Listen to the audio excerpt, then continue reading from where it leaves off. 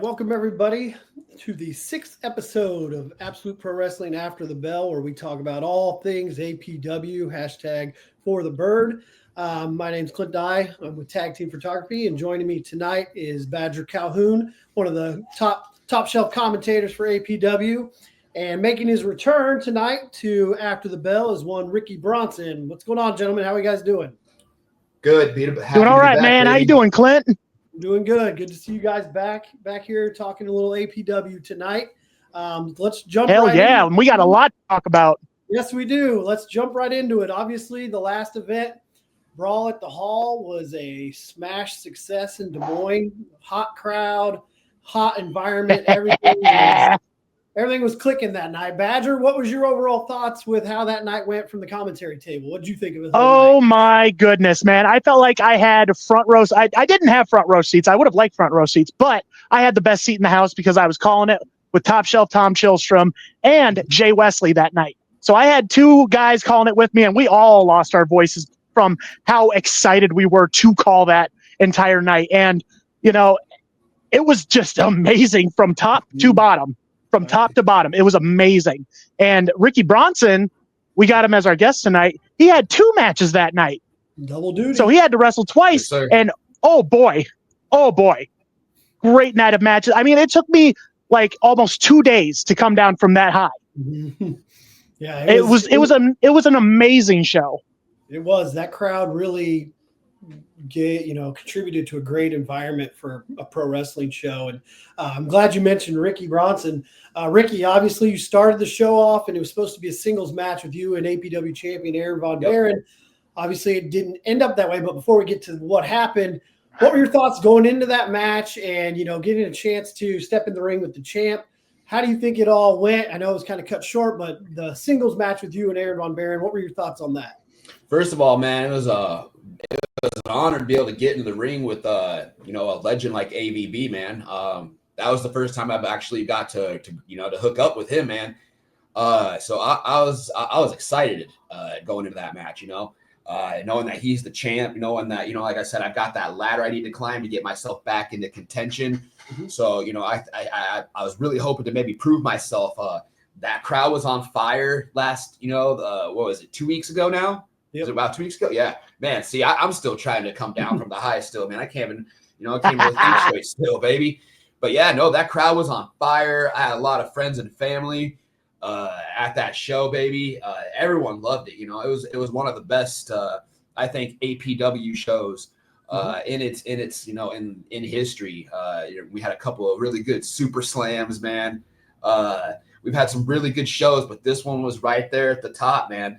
But yeah, I was really trying to, I know it was, a non-title match, right. But like I said, to be put in that position with the company champion, the face of the company, baby, it was definitely a test for me personally, and I just really wanted to put a really good showing. And I unfortunately, I was this close, baby, to putting AVB away. And if you guys saw that, I was that close. I had him hooked up, baby, for the panty dropper.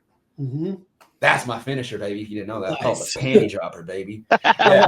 You mentioned the crowd and the amount of support that was there for you that night. Did you feel any added pressure, opening the show like you did, ready to just come out fight? Did you feel any added pressure going into that? Not because of friends and family, only because of personal reasons, baby. Yeah. I'm my own worst critic. If you remember, I was supposed to be going against Cole Cannon for that APW openweight title a couple years ago, baby, and that's been eluding me. Had an injury for that, and like I said, coming back, the pressure was on me personally. I put it on myself. Yeah. I love having the fans there. That's a bonus, man. I look forward to that. You put more people in that room, that arena, baby, the crazier Ricky Bronson's gonna be. So I look forward to having that place jam packed as possible. But yeah, no, all the pressure and everything, I put it on myself. Yeah, I gotcha. Obviously, the match, you didn't get the finish that you wanted. A little interference from Big Picture and Dominic Zagreus. What did it mean to you to have the boys, the Shank and Bryce Jordan there by your side when they interfered, and then you you set up the challenge. You put out the challenge for a 6-man tag match.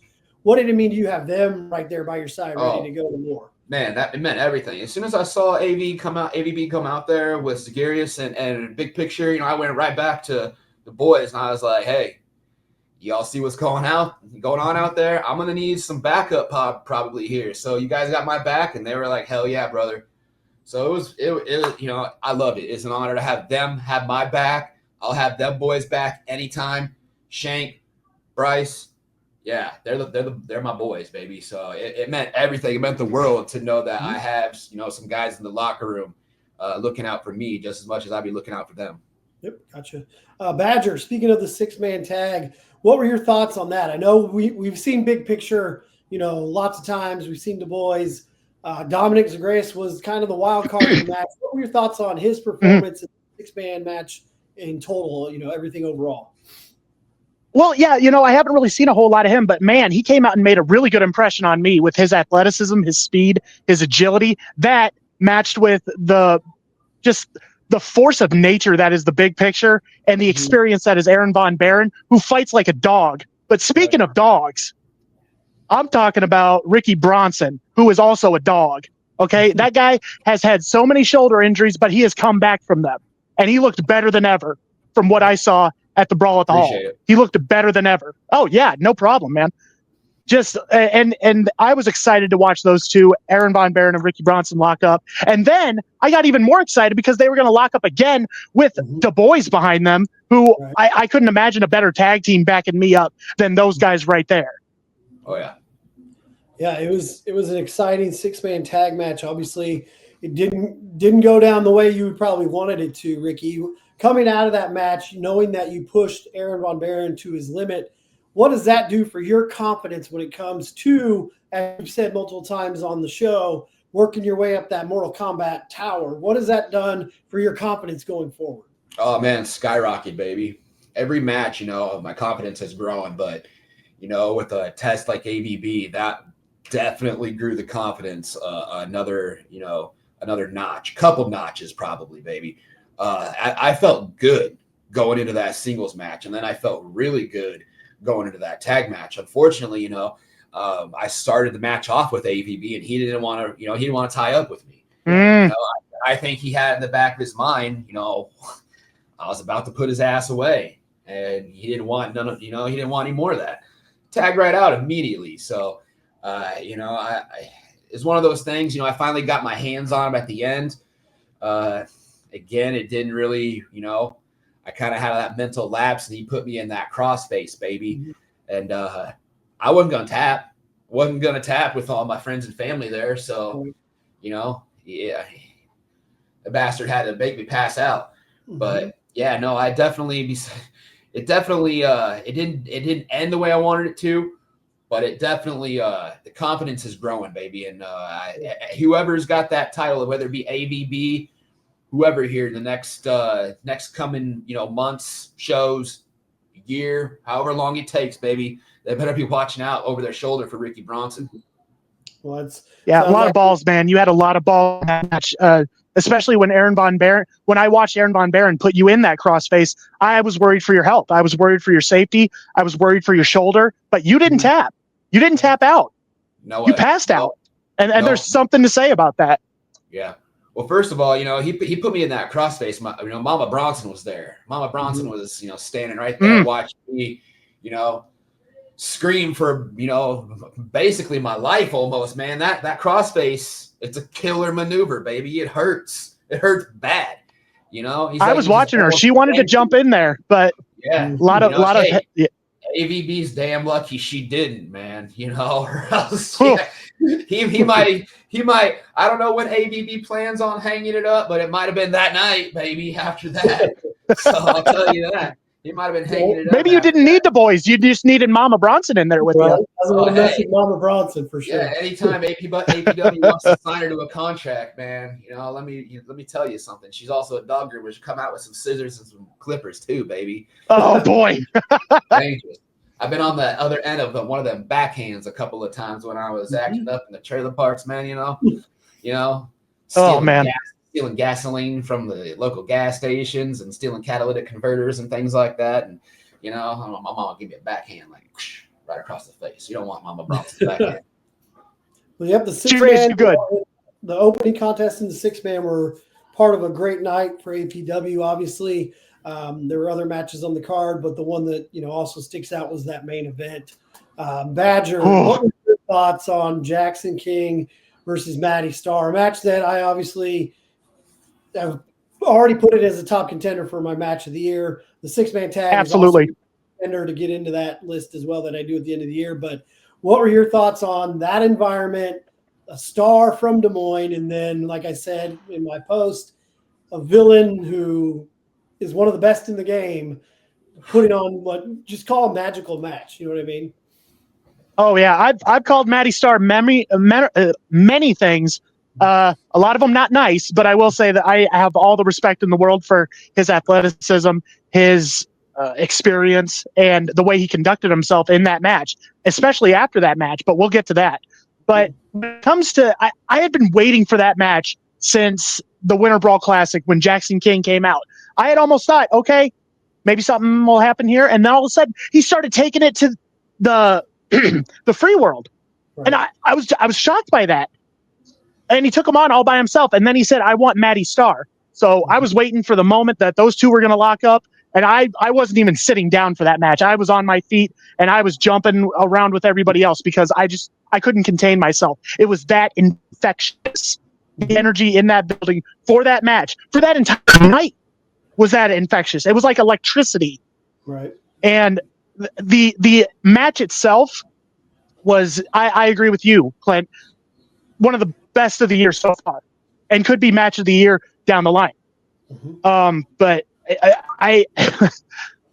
we try to keep it PG on commentary, but I think I might have let a holy S out when I saw Matty Starr climbing up on the top rope. And we all know that Matty Starr is afraid of heights. Don't tell him I said that. But we all know that Matty Starr is afraid of heights. And I was wondering, what the heck is he doing? Is he going to attempt a moonsault on Jackson King? Well, okay. You know, desperation here. But Jackson followed him up there and German suplexed him, and Matty Starr went flying across the ring. I popped. Right. I lost my mind. Yeah, there were quite a few moments that, you know, stick out from that. The Jackson's dive into the crowd, you know, that was one that stuck out. I thought at one point when Jackson did the front roll to the outside, I thought they landed on my son Emmett, who was doing video camera. I literally That's a tough kid. And I thought Emmett was underneath him. Then I looked up and I was like, oh, he's right there. It's like, oh God, he just got hurt. So, but yeah, that match was full of crazy moments, just crazy moves. Ricky, I'm pretty sure you were watching as well. I think I saw you near the merch table during that match. What were your thoughts watching that? You know, having been in the ring with both of them at one point in time, what were your thoughts on their performances? Yeah, I mean, well, I was let me say, I was trying to watch it. I was still trying to get my mind back from being, you know, passed out from a crossface about 10, 15 minutes earlier. But yeah, no, I got me a Coors Light in my body and started to come back to my senses. Try to make some cash, you know, stack some cash. And I'm sitting at the merch table, you know, enjoying myself, trying to get this Coors Light back to my system. And hell yeah, brother. I don't know how many times I said that watching that match, but man, I just kept looking at everybody who was going, hell yeah. Now that match was awesome. Everything about it, you know, the drama, the storyline behind it, man. The two hate each other. You know, I was back when we had the Winter Brawl Classic. You know, I'm in the locker room just, you know, trying to, you know, get my gear off and everything like that. And all of a sudden, you know, Matty Starr and Jackson King are going at it in the locker room, right? So I'm trying to pull them apart. A couple other superstars in the back, you know, and it's, you know, it was bedlam, man. It was just crazy. So, you know, I knew going into that show and into that match, those two were gonna, you know, take it out on each other, and man, did they. I had the privilege, like I said, I was still trying to, you know, get my mind straight after, you know, getting choked out, but I had the privilege, since I, you know, have a little bit of the inside here at the company, of getting the footage the next day and just watched it back, baby. That match was a banger. you know, that match might actually be one of APW's best matches. We've had a lot of good freaking matches, man, over the years, but that's at the top 2. Yep, I'd agree on that. Badger, you had mentioned something that happened afterwards. You know, with Maddie, there's always the intrigue of the free world and what's going on with them right now. Mm-hmm. You know, after the match, Jackson King, you know, extended his hand for a handshake, and Maddie looked like he was, you know, contemplating doing so, but then got cut off by the big picture. What were your thoughts on that intriguing little development after the match? And even Maddie looking back at Jackson as him and Leo Santel and Big Picture were making their exit. You know, I caught that too. I really thought Maddie was going to do it. As you know, he does have a history of, you know, turning his cloak, so to speak, being a turncoat and, you know, playing mind games with people. But I really thought he was going to shake hands with Jackson King, you know, as a little nod to the kid, you know, like, hey, you really proved yourself tonight. You beat my ass in front of your hometown crowd, and we put on a hell of a show together, you know. And I look at instances like that, especially in a sport like ours, you know, just the competition, the athleticism, the back and forth, the struggle. Oh, just, it was chef's kiss. Beautiful. Now, the part that sucked about that was, yeah, when Big Picture came out, and, you know, who's he really with? Is he with the free world, or is he with Aaron Von Buren and Dominic Zegers? It seems like now he's becoming a turncoat, in my opinion. Mm-hmm. And again, I hope, you know, he doesn't hear me, because he could find me in the back and squash me. But, you know, I'm going to say what I'm going to say. And if you don't like it, well, then you're going to see me as a ink spot on the pavement. But, you know, I'm wondering if he has like an agenda, if he has some kind of plan. What's he up to? What is going on? Badger, I was just about to say that, Badger. Yeah. You know, I honestly, here's my take on it, man. Big Picture's been he's been one hell of a champion in other places. In other places, he's been a champion for a long time. Mm-hmm. He knows what he's doing. He knows what he's doing. He's calculated. He's a manipulative guy too, for his size, and very smart. Yes. I think Big Picture is one of those guys. He's really just out for himself. I think he's going to use whoever he can to get himself back to the top and get himself back to a title. I think he's wanting to get that title. I think he's wanting to hold it for another 5 freaking years, whatever he held. You know what, the IPW title for, man, a hell of a long time. You got to respect him for that. But I think he's just one of those guys. He's really out for himself. So, yeah, I think he's got an agenda. I think there's something going on with Big Picture, man. And he's a guy that I'm looking forward to meeting him down the road, to be honest with you. You know, I got a little bit of a bone to pick with Big Picture too. Yep. So it'll be interesting to see how that unfolds. Speaking of a bone to pick, we have a show coming up on the 29th, the 11th Hour. Is the next Absolute Pro Wrestling show in Waterloo. Ricky Bronson, obviously, you have a match that night with a guy you might have a bone to pick with. You're taking on Dominic Zagreus that night, coming out of the 6-man tag. And I even said to Emmett on the way home, I was like, I have a feeling that Ricky Bronson and this Dominic kid, they're gonna butt heads a few times here in the near future. And now the match is set. What's your mindset going into this match with a wild card like Dominic Zagreus? Yeah, first of all, another talent, man, that, you know, he's on the rise, man. And I'm gonna have to shut him down, unfortunately, baby.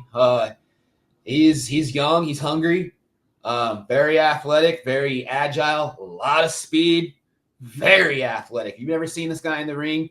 I've already met him twice in the ring. I had a tag match with Shank and him and his boy, Hector Macho Camacho. I can't honestly. What was this? Was it Romero? Yes, that was the dude. Tough guy. Sorry, I apologize to him that I can't remember his name, but that was the first time I actually met those dudes and locked up with them. Mm-hmm. But hell, guys, competitors. But Zagreus, man, he's been a pain in my ass since that match, baby.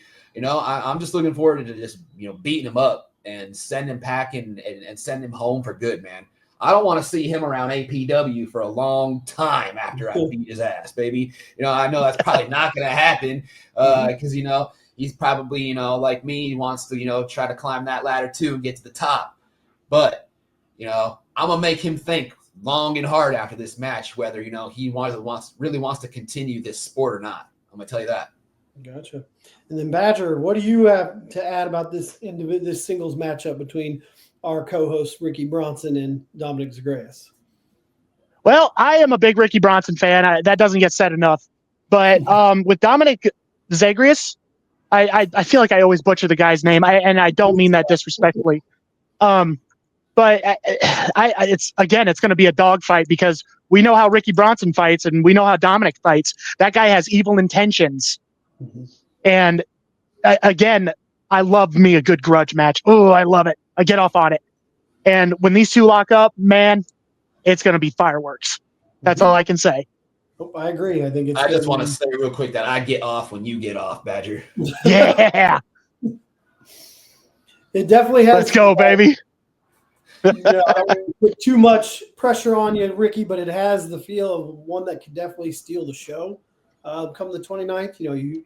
Every time you see a match card, you point out a couple to yourself, like, okay, I see what they're doing there. That could be a definite show stealer on the show that night. So I think it's got high potential for one of those type of matches.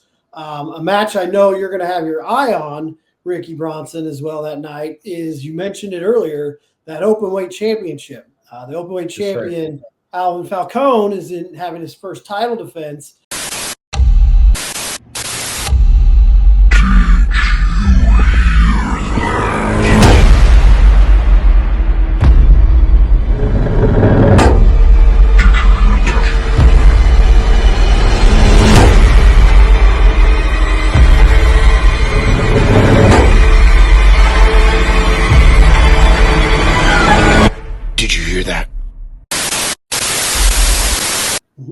So, yeah, I know you're focused on your match for sure, but it sounds like when opportunity comes knocking, you're going to answer the door for sure, which damn right. That happened in the very near future. An intriguing match for me on the 29th is Jay Wesley versus Victor Payne. It's two guys that are not sure where they're going in APW. Jay Wesley was a part of the 319 as the tag champs. They lost the titles. Haven't really seen the 319 together as much since they lost the titles.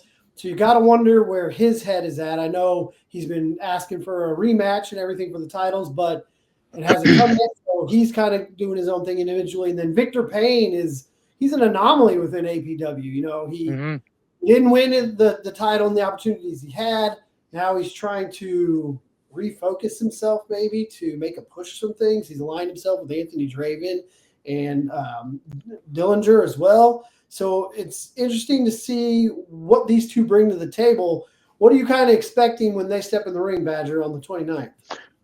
Well, I think it's a great match with these two put together because, like you said, Clint, these two guys are just kind of like two ships out at sea with no rudder. It's kind of like eventually there's going to be a clash between these two because there has to be. One of them has to, go to the bottom of the ladder and the other one has to get up a few notches. And that's pretty much where these two are right now, right. Since Victor Payne lost the open weight title and since Jay Wesley lost the tag team title.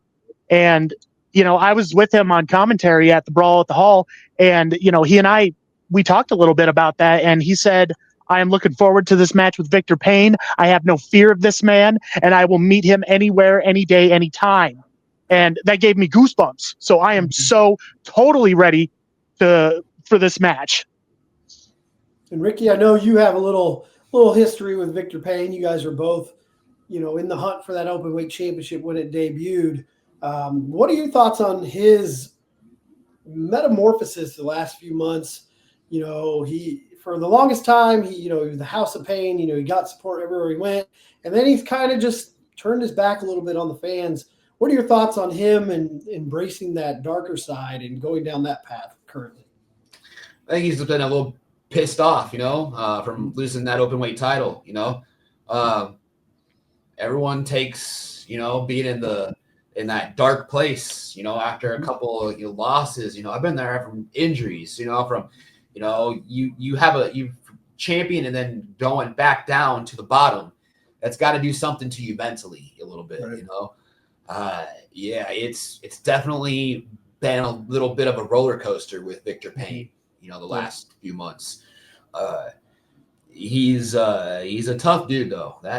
He's a tough son of a bitch. So I think he's gonna bounce back. He's gonna be okay. But yeah, I wouldn't want to really piss him off a whole lot more.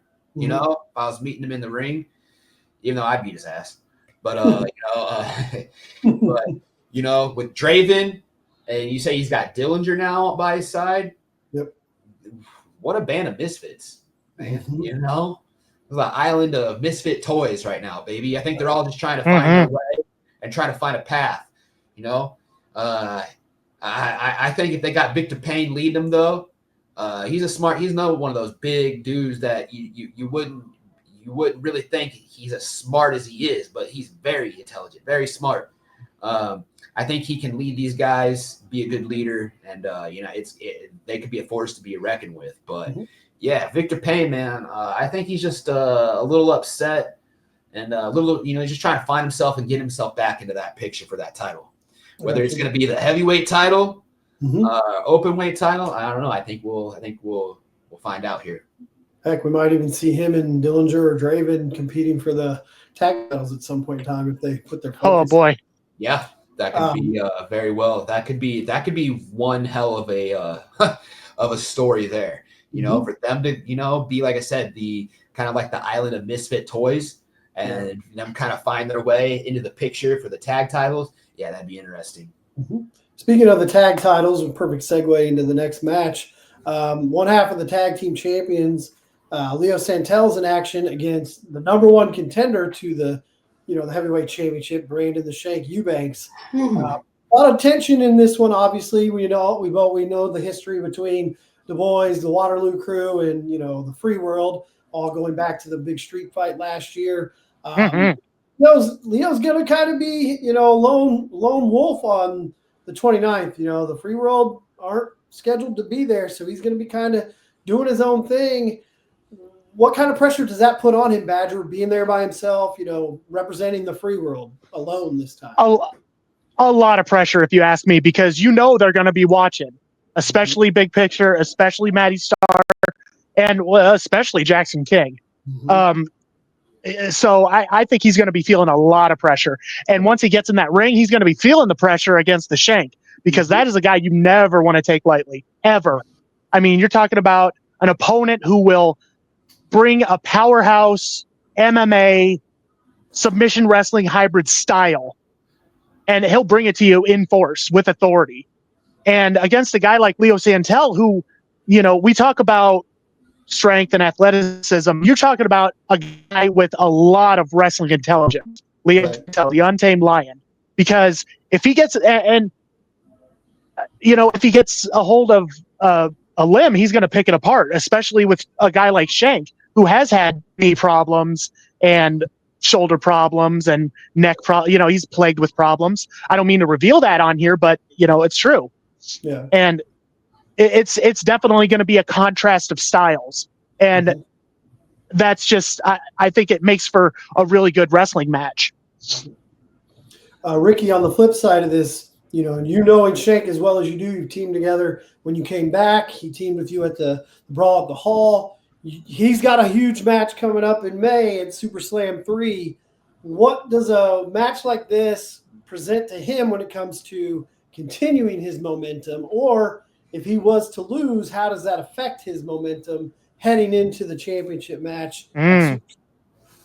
First of all, Badger, since you're revealing things, man, you ever reveal that I've been getting those blue pills in the mail, baby? It's gonna. I don't need those. Hey, yeah. I'm keeping it zipped, baby. We're talking about the Shank. Shank gets the blue pills, baby. Shank gets the blue pills in the mail. Yeah. Anyway, yeah, Shank, baby. First of all, going back to Leo Santel and the Free World, I don't like calling anybody a weak link or the weakest link or anything like that, because they're all some tough bastards. But when it comes to experience in the ring, you look at all those guys, look at Picture, look at Matty, look at Jackson. Jackson, he's been doing it not as many years, but he's well-traveled. That dude's been around. He's got a hell of a lot of matches under his belt, way more than Leo Santel. Matty Starr's been wrestling for, 20 years? Same with Picture, man. So you got to think that Leo Santel, like I said, out of all those guys, is the weakest link out of the bunch. So you know they're going to be watching him, man. You know they're going to be watching him intensely in this match. Right. One-on-one with the Shank, the number one contender for the APW heavyweight title. This is a big match for Leo Santel. Leo Santel better be training, better be eating his Wheaties, better be taking his protein shakes, better be taking his blue pills, because I'm going to tell you what, Shank's coming in there rock hard and ready to rumble, baby. So, yeah, that's what he does. I love the Shank, man. He is I've been in the ring with Shank several times. That dude hits hard, man. So Leo Santel, I don't care about his intelligence, ring intelligence, wrestling intelligence. He better be ready for a parking lot brawl and a scrap, baby. It's going to be a fight. It's not going to be a wrestling match. It's going to be a fight. Yeah, this one will definitely. Well said, Ricky.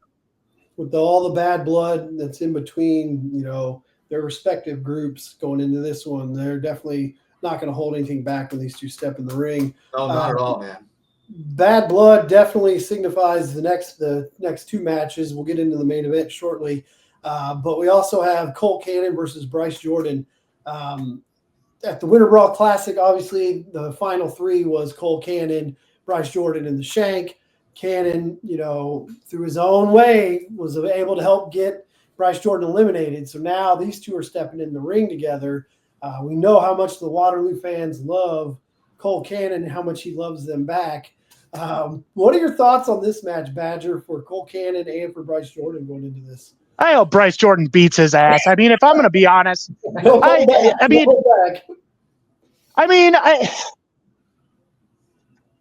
okay. Ooh, professional. Okay.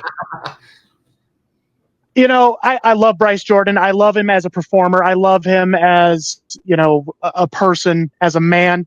Colt Cannon, you want to talk about a guy who runs his mouth and does the most nefarious, whiny, professional. Okay. He's a whiny little bitch. I just hope. I'll say it. He's a whiny little bitch. Thank you. I'll tag you in for that one.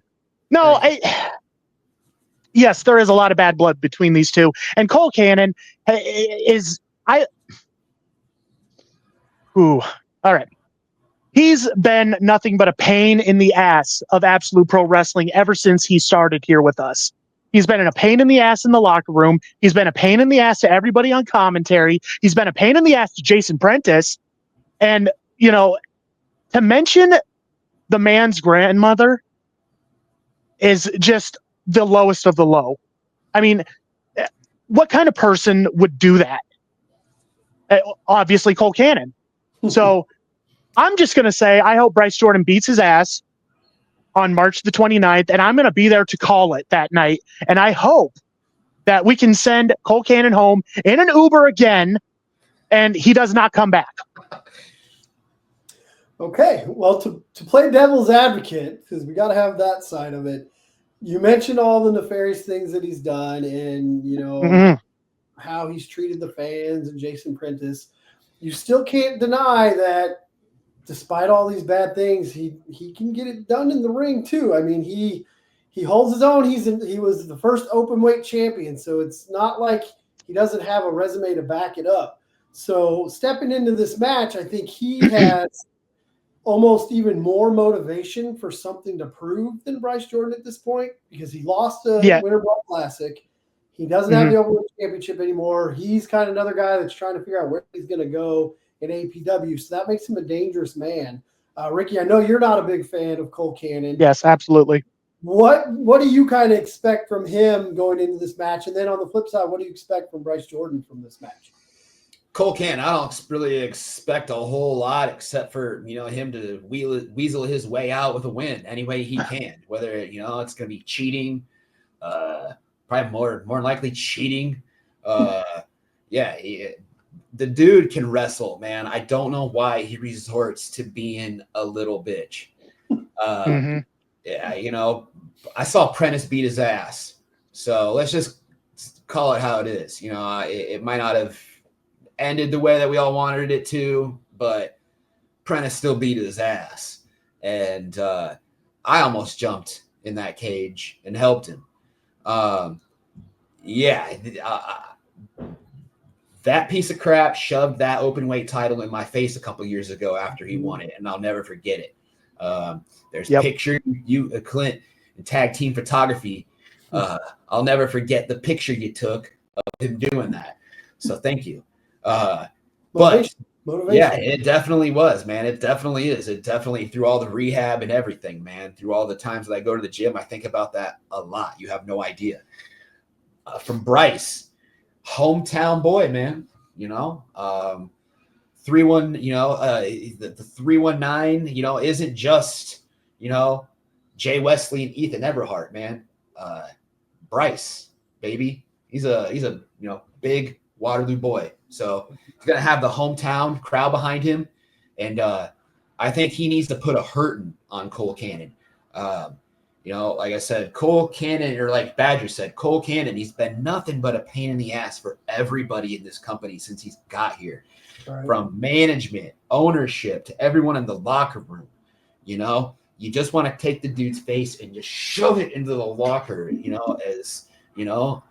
But, I want to leave with my money at the end of the night. I ain't trying to get fined, But, I'm hoping I can get my hands on his ass here.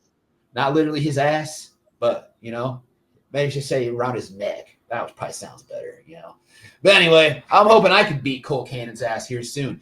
But this is going to be another match where I really think Cole Cannon has got to prove himself in this match. He was close to coming out with a victory in that Winter Brawl Classic. Right. So I think he's really got to prove himself. He can put himself into a title picture with a big win over a talent like Bryce Jordan. Bryce Jordan's, one of the top guys, not just in APW, but in the Midwest right now, baby.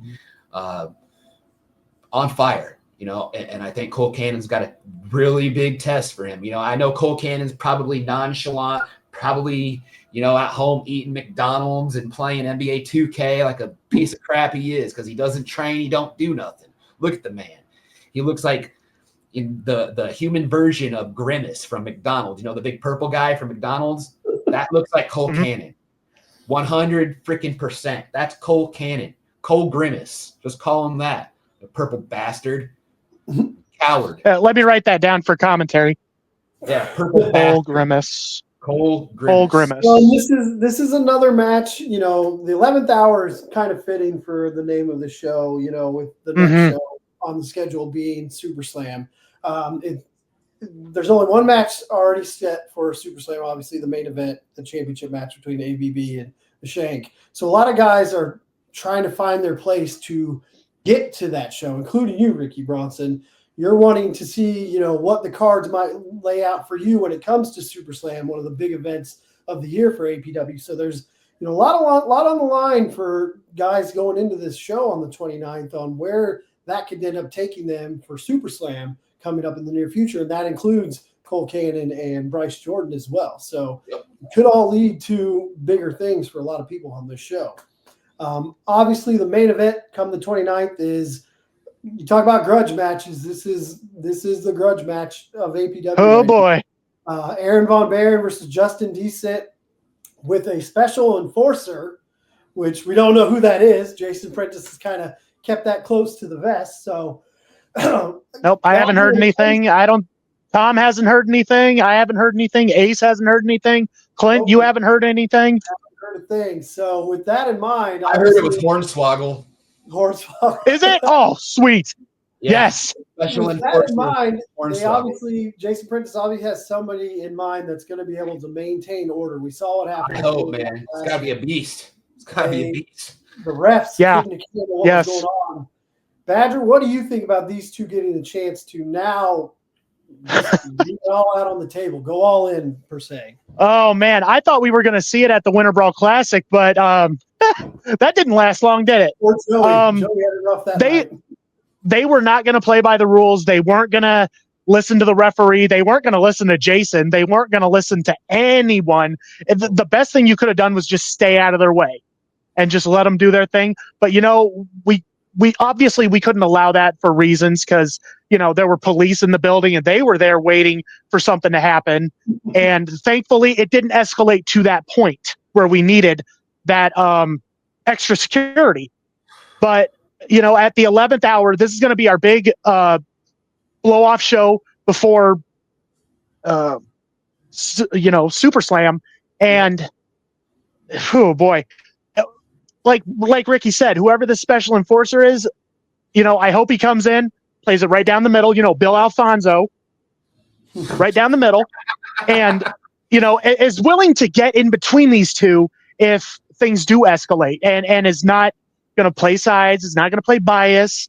But, let them fight, let them go, let them get this out of their system. So, it can just be over and done with because we don't know how bad this could really get. And that is a concern to me because, they could take it out of the ring into the locker room. They could take it out into the parking lot. They could take it down the street. Mm-hmm. And, there's no stopping them. That's how much these two hate each other. So I'm anxious to see what's going to happen, but I'm hoping I'm at a loss for words because I just don't know what's going to happen. I don't know how this is going to break down. It's going to be, crazy to see how this rolls out. Ricky, I know you're big you like a good fight. What are you kind of expecting between these two? I can't wait, man. You're talking about you love a good grudge match. Same here, man. I love a good fight, baby. Mm-hmm. Like, it's like Holyfield and Tyson, man. And I hope there's all the ear biting. Oh. I hope they're biting every. Well, if we're talking about Justin Decent, he's definitely going to bite more than the ear. Yeah, you're damn right he will. And we can't say what body parts he's going to be biting either. No, we can't. Hey, but yeah, they better block off some streets in front of the Sportsplex because, I've seen some crazy matches here in Des Moines back at the Forte days. It spilled out on the streets, baby. Literally, yes, they did. Second Avenue a couple of times, man. On Second Avenue, almost down by the river. So, yeah, if it's anything, like I know these guys, they are they're looking to fight to the death. Like you said, there were some cops there at that last match here at Winter Brawl Classic. I was eyeing them too, Badger. They had their cuffs and batons out, man. It was about to get ugly. It was about. I was like, hey, boys, we don't need that, okay? We don't need that level, but I get it. Somebody might need to go out in cuffs or something. But this is about to be violence on another level. If you know anything about Ricky, I'm all about that violence. So I can't wait for this fight. It's going to be a brawl. It's going to be bloody probably. Like I said, neither one of these guys are wanting to lose to each other. Former best friends, now enemies. Mm-hmm. I got a list of people that you were to put in front of me and you were to say, hey, wrestle this guy. You used to be friends with them. Hey, I ain't losing. I'm going to fight until I'm either passed out or dead, So I totally get where they're coming from. It's a pride thing too. It's pride.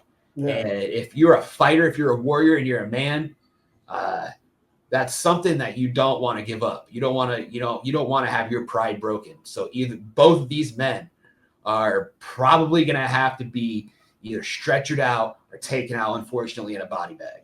Mm-hmm. Well, to that point, Badger, I'll throw this to you. ABB's got that big match coming up, at Super Slam. What kind of effect is this match going to have on him as the champion going into the championship match, against the Shank in May? Oh, wow. Is that going to have an effect on him? If I'm Shank, though, I'm loving this. Oh, yeah. I want this match. Yeah, absolutely. I want this match to go 60 minutes. Mm-hmm. Absolutely. Yes. if you're AVB, I hope he comes out with a better strategy than go in there for the long haul and fight Justin Decent, to the death. Try to conserve some of that energy, keep some of that in the tank for Super Slam. But now that you mentioned that, you're right. That's not looking good for AVB, and it's looking really good for Shank. Yeah. So, I mean, I think the timing of it is just horrible for AVB. I don't know what's going through his mind, but I have an idea. And he's either scared out of his wits or he's coming up with a solid plan. And I'm willing to bet the latter. I'm glad you said that. If you look at his reign, he's called the Herald of Darkness, and there's a reason for yes. it. Darkness isn't just his physicality. The darkness is his mental, approach to everything. He's very cerebral, and he always has a plan. And he showed that with the Death Dealer when you thought the Death Dealer was going to get him inside the cage. Things happened where it didn't work out that way. So you have to think he has something ready to go for Justin Decent to continue, on his way to Super. That's definitely going to be a fight for sure. All right, well, gentlemen, we'll bring in the man behind the scenes for APW, Mr. Jason Prentice. Obviously, right. Jason, we got a lot coming up for APW. What do we have on task? What can fans expect coming up soon? I'm here writing up ideas for matches for Super Slam, and I'm hearing all the chicanery between all you guys, and I think it's weird how Ricky Bronson, I think I'll have to tell him why after the show, but upcoming schedule after March 29th, nothing in April. We had to cancel our show in Fort Dodge. They had a scheduling conflict. Us versus a cancer benefit. I don't know if you know this or not. The cancer benefit wins via 10-count disqualification, whatever you want to say. They win. So we're not going to have the show in Fort Dodge. Hopefully we find something in the future with them. If not, not a big deal. Cancer needs to get its ass kicked, so I agree. Absolutely. So then after that, you get to May, and that's when everything just picks up. It's kind of like March for us. This show in March is our third show of the month. May, we have 3 shows in 1 month again, and we kind of have a similar break in between it. So in May, we go May 10th now is Algona, Ruthless Aggression. Main event, you've seen it on the bottom scroll here a little bit. Main event is Career versus Company. Anthony Draven, he's put his money where his mouth is. Well, he'll try at least. It's going to be Anthony Draven and his team of Damon Dillinger, Victor Payne. They're going to take on myself, Justin Decent, and the Death Dealer. Anarchy, absolute anarchy inside Floral Hall. There are no rules. It's all madness. Anything goes. Pinfalls anywhere on the grounds of the Floral Hall of Kossuth County Speedway. It can happen anywhere there at the fairgrounds. So I'm really excited about that. May 17th. Just one question. Am I going to have a mobile mic so I can follow you guys around and commentate the match wherever you guys go? Get you a cart like WrestleMania 17. When Yes. Yeah. And Raven and Kane, all those guys. Yeah, we'll put you on. Yes, let's go. Hopefully it's while I'm beating the shit out of Damon Dillinger. But I'll be there. On a Segway. Get him a Segway. He's just that'd be awesome. Let's go. So then we go May 17th, Super Slam. That's the new date with the Sportsplex. We checked on some things. They're like, hey, May 17th, we have you, right? I said, you do now. So we just date there a few weeks. And from what I've heard, a few of the guys are happy, mostly because guys like Shank, it gives him extra time to prepare for Aaron Von Buren. And for Aaron Von Buren, it gives him extra time to prepare for someone like the Shank. So, the guys are going to take their time to really get ready for this match, to get ready for this show. And it's the biggest show we put on in Waterloo. It's our big grand finale of what's been a year-long build, as Clint's talked about many times here. Sure, ABB wasn't in your ear a little bit just to push that back? No. ABB wants to get this over and done with. He wants to put Shane out. He wants to tap him out. If you ask him, I don't think it's going to be simple, and I think the 6-man showed that a little bit. in Des Moines. Speaking of Des Moines, good segue. See, Clint, we can segue around this whole. You know? 31st, we're back at the hall in West Des We're Moines. back. Nick, Lynn, Mike, Mo, all those guys, all the owners, all the team that is out there at the hall. They're amazing and easy to work with. They've been so awesome to put this thing together, to work with them and to get these. Basically, it's a home. It's a home for us in West Des Moines. It's a permanent home for us. We're really excited about that. We announced 3 dates. We're actually going to change one here. We just got to confirm a couple things, but May 31st will be the second Brawl at the Hall, and we look forward to that one. That one we don't have a main event yet. We know that Ricky will be there, Jackson King will be there, AJ Calhoun will be there. A lot of Des Moines favorites that you saw the last time around, they'll be back, and I'm sure Badger Calhoun, Clint the whole gang will be there. But is Ricky Bronson going to be there? Yeah, Ricky. Yeah, Yes, name I said. Hell yeah! And get your tickets early, because what I was hearing, right, we were putting, turning away people at the door, right? It was standing room only. Yeah, we turned people Yes, away. it was. So we get your tickets. Hey, we hate doing that, but it's a good thing, and we have room to grow. And I think there's plans to expand with the space. Knock on wood, weather permitting, we'll probably open up the garage bins a little more to get more seating back that way. But also, I think after this May show, we're going to actually be inside the hall instead of what's called the classroom. We'll go inside the hall, plenty of seating, plenty of space to make it work. Well, so there's plans with the hall. They're an easy group to work with, which makes this whole the whole experience easier too. So, just excited, and I don't know if you fellas have seen the news ticker on the bottom here during your guys' expertise and all that, but this was a bit of a news break here. Just finalized this late last week in Algona. July 12th, we are going to be a part of the Founders Day celebration here for the first time in our company history. And we're going to have a show in downtown Algona, bright lights, big city. Awesome. APW is going to present downtown. We're in downtown. It's going to be right outside Pep's. So the post-show party is right next door. You can go have a few drinks, have a good time with everybody as they come back home for Founders Day. And the main event will be a ladder match. Nice. And the openweight championship will be defended in that ladder match. Whoever the openweight champion is, they'll have to defend it. Big title match. I'm sure they'll have a big opponent as well. So I'm really excited about that. Glad to get the city of Algona behind us even more with their backing of us during Founders Day weekend. Awesome. Yes. Schedule of stuff coming up for APW, which is great to hear. Gentlemen, any last words before we send it off for tonight?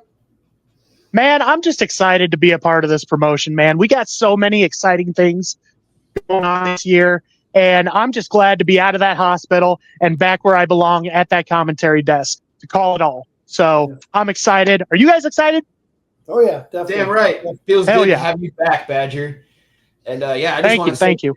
I just want to say, too, we are definitely spoiled, and we have a lot of good wrestling in the state of Iowa right now. It does not, whatever promotion, whatever star you want to support right now and go see, you are more than welcome to do that, and there's so many promotions and so many stars that you can go see.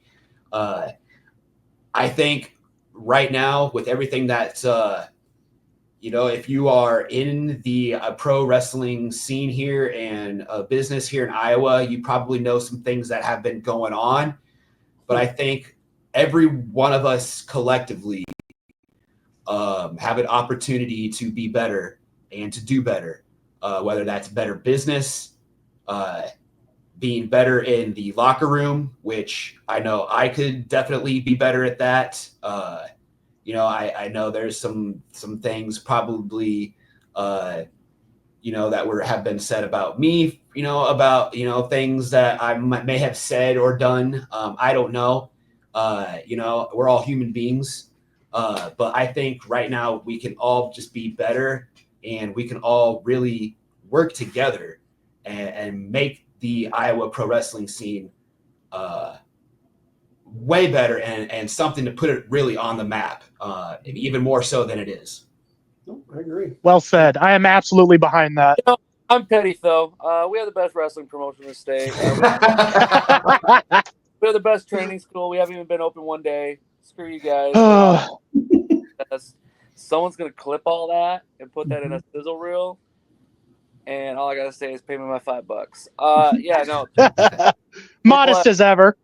We're blessed here in Absolute Pro Wrestling to have a lot of opportunities to work with people of all ages, to work with people of all races, to work with people of any faith, any religion. We're here to work with people of different backgrounds and work with people in a way that you don't normally get to do in this business. And we're excited to expand our horizons a little bit in Algona, especially with this training center. You know, we just announced late last week too.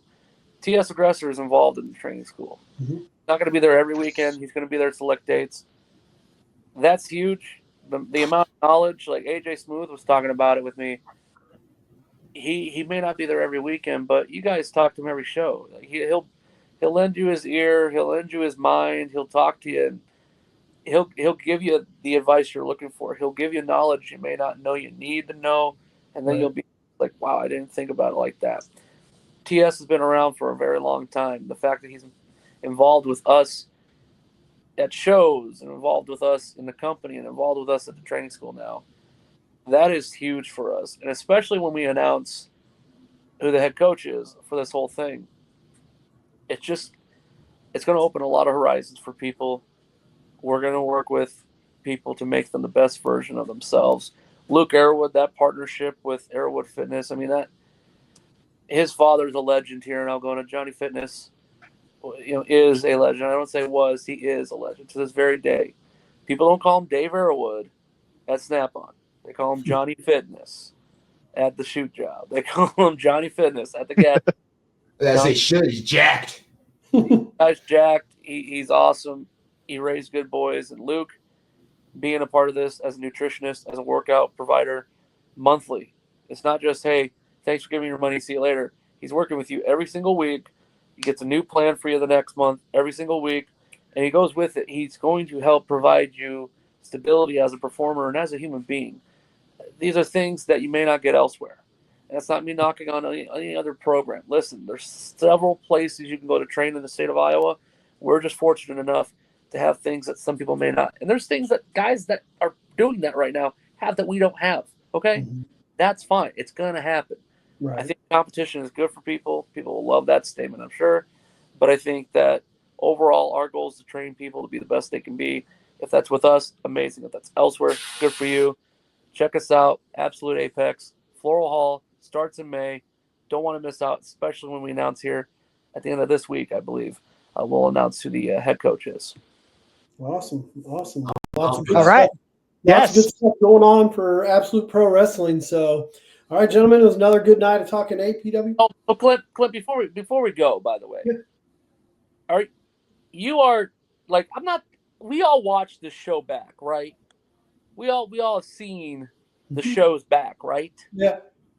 Okay, so what the hell's the deal with this?